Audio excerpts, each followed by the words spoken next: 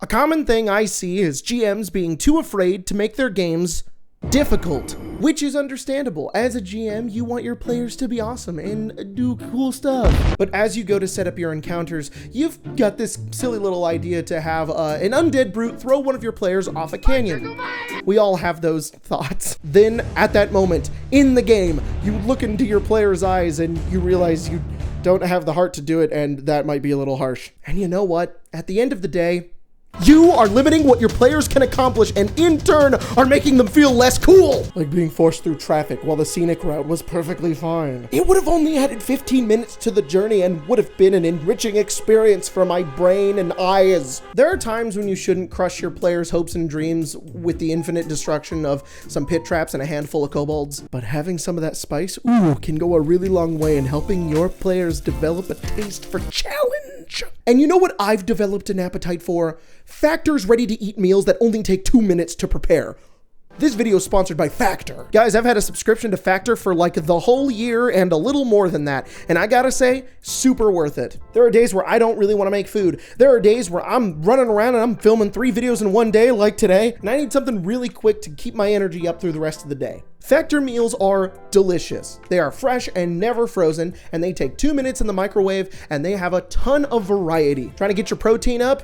Factor's got you covered. Trying to be calorie smart? Factor's got you covered. You want keto, vegetarian, pescatarian? Dude, Factor's got you. They also have a lot of really cool add-ons like breakfast and smoothies and cold pressed juices and energy shots. I love Factor, it's great. Head to factor75.com or use my link in the description and the comments and use code 50FIREBALL to get 50% off your first box, plus free shipping. That's factor75.com or hit the links in the description or use my code 50FIREBALL for 50% off and free shipping. It's awesome. All right, back to the video. Players like to make informed decisions. Rare is the player type that plays Borf the Dwarf, who is happy with anything that happens in the game. Having little opinion of his own, walking from location to location, fighting monster to monster without having a single thought or opinion in the world. Yeah, I've GM'd for a few Borf the Dwarfs. In my experience, I have more players who play Caraway, the orc sailor cleric, who is going to slay her old pirate captain who stole a piece of the Craggle of Tafidi, and she was nearly killed by him, but found God deep in the waves. In her story, she struggles with being an outsider, but also with her faith, which very few people worship. Also, she's in love with 2 other party members. And if I write an adventure where the characters must destroy an evil wizard who's going to bring to life a bunch of undead cave rats to claim the surface for the Lord of Cheese, Borf is just going to do whatever I tell him. Caraway is going to want to do this the way Caraway does things. And there's nothing wrong with playing a character like Caraway. In fact, I encourage it. I do it all the time. I am constantly finding ways to torment Jack's NPCs in our Eberron campaign. Is he holding the bottle? He's holding the bottle and he's like looking at the bodies. He's like, I killed them. You did. Puts his hand on his shoulder. You're all right, Darmine. Go cook some fries, buddy. Fries of a killer. Okay. These are the fries of a killer. And I know in your games, you want to facilitate this, letting the choices your characters make be worthwhile and meaningful. You want your players to interact with the world and for the world to respond. So you make a town that the rats threaten. You make an entire cave system, boss fight, treasure, NPCs, puzzles. And then the game starts and you're like, okay guys, what do you do? Well, this is like a port town, right? Maybe we go find some sailing jobs. Oh no! You can't just look at your players in both eyes and expect them to read your mind and know what to do. They don't know the game, the world, or the story that you have ready. They just have a cool AMV of their character in their head. As a game master, you kind of got to facilitate progression.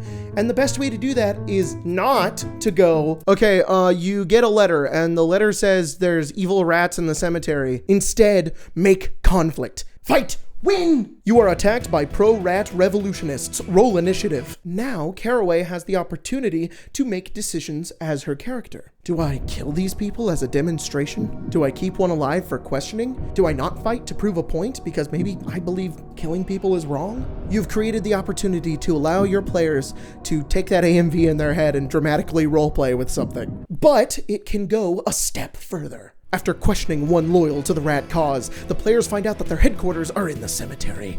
The players rush there, but are met by a bunch of undead soldiers, and one of them is a hulking brute. So we could just let the players defeat them as just a hurdle to completing the rest of the adventure. boring. Or we could threaten their very lives.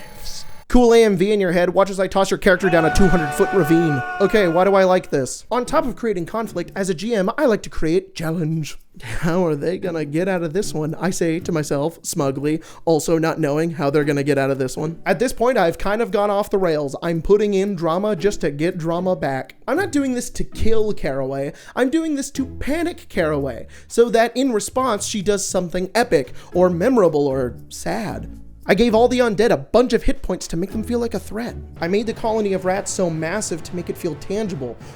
Like this could actually destroy an entire town and you're the only ones who can stop it. And I threw our beloved orc sailor cleric off a ravine because, GM, in this moment, as Caraway falls, she thinks of everything she's done up until this point. What she's done to survive.